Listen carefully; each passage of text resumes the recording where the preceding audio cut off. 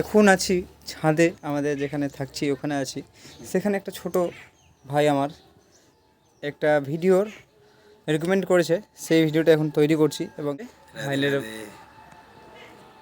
এই দুটো ভাইলেন আছে, ওই যে দেখতে পাচ্ছেন ক্যামেরা, ওই যে ওখানে ক্যামেরা রাখা আছে, জুম করে নেওয়া যাবে, তারপরে যে রেজাল্ট হবে ওটা দেখতে পাবে। ঠিক আছে।